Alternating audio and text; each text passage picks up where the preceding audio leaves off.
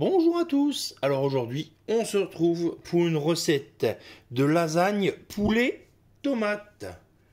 Alors, des bons morceaux de poulet, de la sauce tomate, de la béchamel, des feuilles à lasagne, un repas complet. Vous mangez ça avec une petite salade à côté, un pur délice. Allez, on passe tout de suite à la liste des ingrédients. Alors, dans un premier temps, il va nous falloir 3 filets de poulet. Donc là, c'est des poulets au maïs, c'est des poulets jaunes. Donc, je les ai déjà coupés en dés pour gagner du temps. Et j'ai mis un peu de curry pour les faire mariner pour donner un petit goût. Ça, le curry, c'est pas obligatoire. Il nous faut des feuilles à lasagne. Il nous faut de la sauce tomate. Donc moi, j'ai fait mes pots de sauce tomate moi-même. Donc j'ai 2 bocaux. Vous pouvez très bien les acheter au rayon sauce tomate, toute simple, ou prendre, vous savez, de la pulpe de tomate Mutti. Ça fera très bien à faire. Je vous conseille la marque Mutti parce que, pas que ce soit de la marque, mais franchement, j'ai essayé les autres, mais la Mutti, elle est terrible. On va l'agrémenter. Donc là, je vous laisse le choix. Moi, je prends la sauce tomate cuisinée parce que je trouve que ça apporte un super goût. Vous pouvez très bien renforcer votre goût de tomate avec du double concentré de tomate. On va y rajouter un peu d'ail, donc moi je le prends confit comme d'habitude, un peu d'oignon, donc là j'ai pris l'oignon déhydraté, je pensais qu'il me restait un oignon frais, eh ben non, et un peu d'origan. Et là je vais vous donner tout de suite les ingrédients pour la béchamel. Alors, pour la béchamel, 50 g de beurre, 50 g de farine, 50 centilitres de lait, sel, poivre, et bien évidemment, noix de muscade. On est parti. J'allais oublier. Soit vous mettez de l'emmental râpé sur le dessus pour gratiner, ou soit, comme moi, vous mettez de la chapelure. Vous verrez, c'est original, ça change un petit peu, ça ramène un petit côté croustillant. C'est sympa aussi. Allez, ce coup-ci, ça y est, on est vraiment parti. On va donc commencer par la cuisson du poulet. Donc j'ai pris mon wok, vous pouvez prendre une poêle, une sauteuse, il n'y a pas de souci. Un petit peu de matière grasse. Hop. Et je vais y faire revenir mon poulet. Et je vais y mettre mon oignon. Si vous avez de l'oignon frais, c'est le moment de le mettre aussi. Allez, hop, on fait revenir de tous les côtés. Que déjà notre viande soit bien marquée en cuisson. Notre viande commence à être bien revenue. Allez, on va rajouter tous nos aromates. Allez, en premier, je vais y rajouter ma sauce tomate cuisinée. On y va, on est généreux. Hop. On va y mettre notre ail. Vous pouvez très bien prendre de l'ail frais, pas de souci. On va y mettre notre origan avec la sauce tomate, une tuerie. Hop. Et là, on va déjà mélanger un premier coup. Regardez déjà, rien qu'avec la sauce tomate cuisinée, regardez. Le jus s'est un peu épaissi. Mais c'est déjà prometteur. Hop. Allez, premier bocaux de sauce tomate. Le deuxième. On mélange bien, on sale, on poivre et on va laisser mijoter à couvert. Allez, une petite quinzaine de minutes. Pendant que notre poulet finit de mijoter, on va s'occuper de notre béchamel. Donc béchamel, on a pris une casserole, on va faire fondre notre beurre. Notre beurre est fondu, on ne pousse pas la cuisson plus loin, on veut juste qu'il soit fondu. On y rajoute notre farine. On mélange bien. Et c'est ce qui va faire notre roux, c'est ce qui va nous permettre d'épaissir notre lait. Alors vous pouvez utiliser ce roux comme ça pour vos sauces blanches aussi. Vous prenez des bouillons, vos bouillons de légumes, des pot-au-feu, tout ça.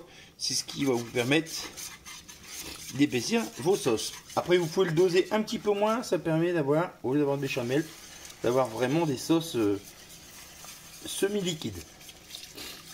le béchamel, ça reste quand même assez compact. Donc là, on va y mettre la totalité de notre lait. On va tout de suite penser hop, à la noix de muscade. Hop, on va poivrer aussi tout de suite. Hop, salé. Et après, là, on remue. On va bien chercher dans les coins pour pas avoir de morceaux. Et on remue tout le temps jusqu'à temps que ça épaississe. Allez, il y en a pour 5 bonnes minutes. Regardez, elle a bien épaissi. Elle commence à buller. Donc là, on l'arrête. On la met de côté, on l'arrête. Stop. Alors, j'ai pris mon plat. Je vais y mettre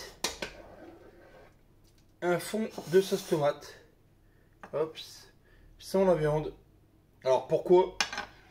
C'est pour que ma lasagne, elle soit en contact avec du liquide. Parce que dans les lasagnes, ce qui est important, c'est toujours que les feuilles de lasagne qui sont crues, là, elles sont crues, soient en contact avec un liquide justement pour qu'elles cuisent. Allez, hop. Là, on va pouvoir mettre avec notre poulet. Je vais le rapprocher un peu pour pas en mettre partout. Allez. Hop. Là, je vais remettre un peu de sauce.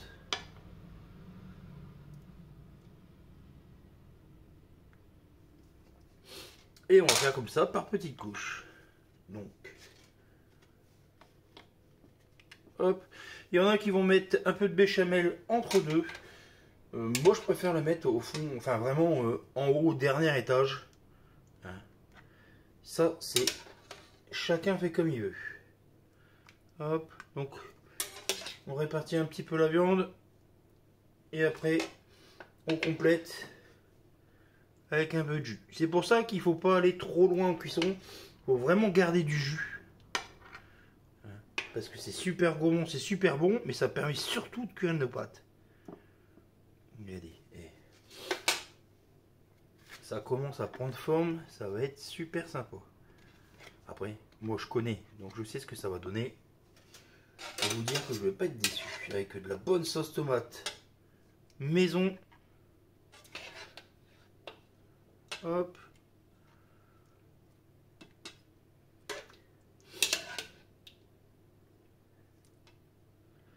Allez, je vais tout mettre. On va être généreux. Et ce sera notre dernière couche de viande. Hop. Hop. Là, j'ai pas de souci. Mes pâtes sont bien recouvertes. Hop, un petit coup de nettoyage en passant. Je vais y mettre mes 2 dernières feuilles de lasagne. Là, je vais remélanger un petit coup ma béchamel. Hop. Et je vais venir napper le tout. Hop. Et là, on est généreux, c'est le côté crémeux.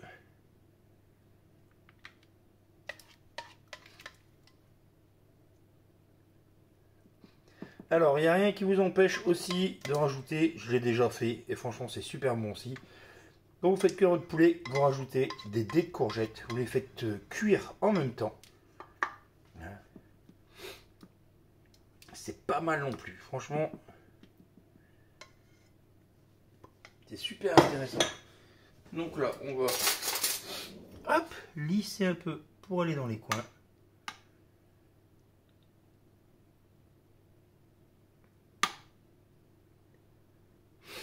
Hop. Excusez-moi, je suis un petit peu enrhumé. Là, vous pouvez y mettre du fromage râpé, comme je vous l'ai dit, de l'Emmental classique. Ou vous pouvez, tout comme moi, mettre un peu de panure. Alors ça va donner un côté un peu croustillant. Ça va ramener un peu de croustillant à un plat qui est assez mou, quoi. Des pâtes, de la sauce.